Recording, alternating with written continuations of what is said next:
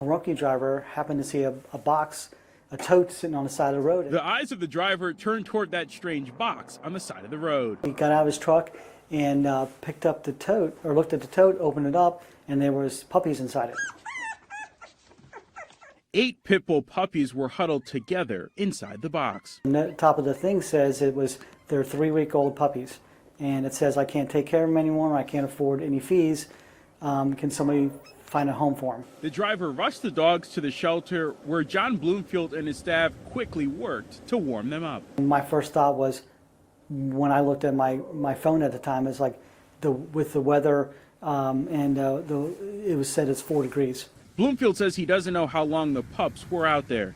He says there were some blankets in the box. They were shivering, so they were cold. The puppies were found here on the side of the road near this intersection, about a mile away from the shelter and right next to the sign pointing that way.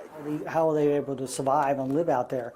There were some blankets in there, but obviously there was not enough. Once they warmed up, the staff began to worry about dogs that small being away from their mom. Most times it's 6 weeks, minimum of 6 weeks, 6 to 8 weeks before they can be weaned off the mother. And at 3 weeks old, like, these guys are going to have to be bottle fed. And we can't, I don't have the staffing to do that kind of stuff here. So rescues can do that. They sent an SOS loud and clear that they were in dire need of help for these puppies. Channing Cordick works with the nonprofit Adopt-A-Pit Rescue, connecting dogs with foster homes. A retired nurse is now looking after the group. She's regularly feeding them every 3 to 5 hours, depending on when they're waking up.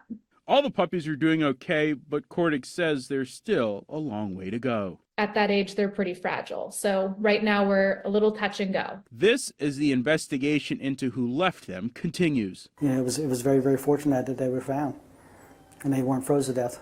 In Butler, Tyler Madden, Local 12 News.